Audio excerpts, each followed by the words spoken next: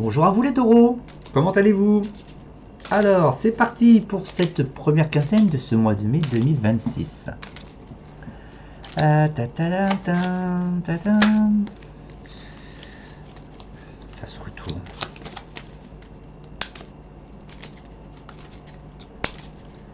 Alors, pour les taureaux, c'est parti. Qu'est-ce que j'ai pour les taureaux pour cette première quinzaine? Tout simplement, j'ai quoi? Ça veut me parler de quoi le jeu là? Tu veux me parler de quoi?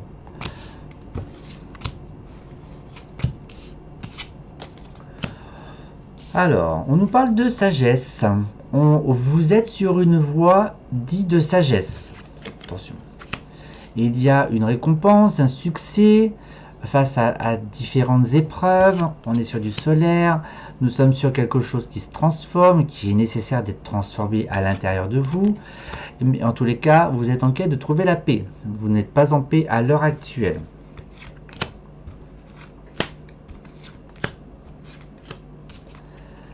La sagesse dans vos unions. Ça peut être dans la notion de couple et les partenariats professionnels et amicaux. Là, j'ai cette notion d'orgueil ici.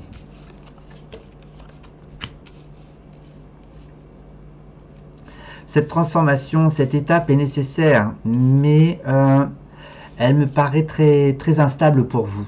C'est très inconfortable. Car elle nécessite de mettre en lumière votre orgueil pour pouvoir atteindre cette sagesse, cette connaissance, ce savoir, cette prise de recul, s'auto-analyser et ne pas regarder son propre nombril. Voilà ce que je peux dire ici. Qu'est-ce que j'ai d'autre? Je vais prendre le mien.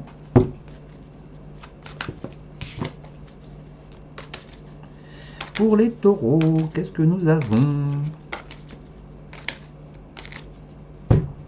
Les taureaux, les taureaux, les taureaux, pour cette première quinzaine. Qu'est-ce que j'ai?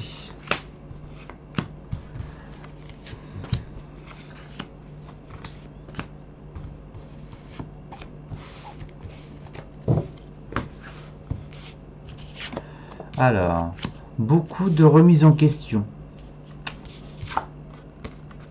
Des questions qui ne vous font ni avancer ni reculer.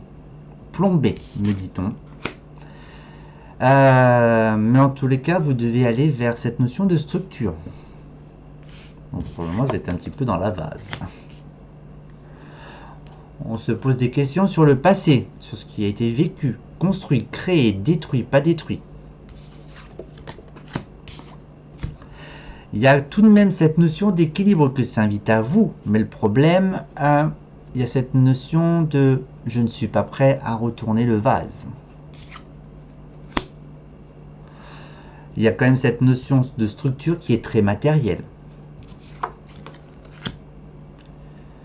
On a quand même cette faculté de prendre l'essence, si je puis dire, de ce qui est bon ou pas. Mais c'est quand même très instable. C'est très instable. C'est quoi là? On a quand même la chance de ce côté-là. Donc ça va.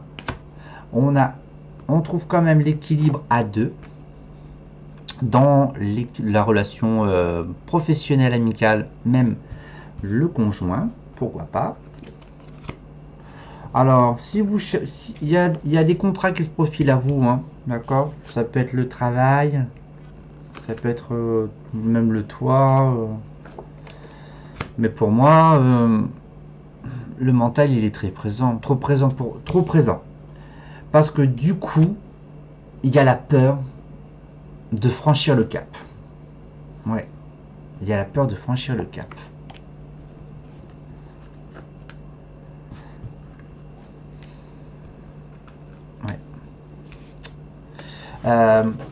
Veuillez, je vous invite à reformuler vos croyances, hein, les taureaux, d'accord? Alors, hop, on fait côté affectif pour les taureaux. Allez, allons-y. Pour les taureaux, côté affectif.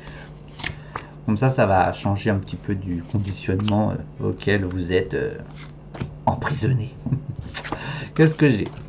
Alors, on a quelqu'un autour de vous, un jeune homme éventuellement. Ok, on a l'homme, la famille. Oh, c'est rigolo parce qu'on a l'homme et la famille au milieu.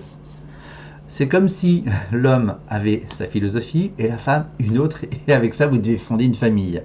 Pourquoi pas, hein? Mais bon, je vois pas d'inconvénient, c'est particulier comme schéma.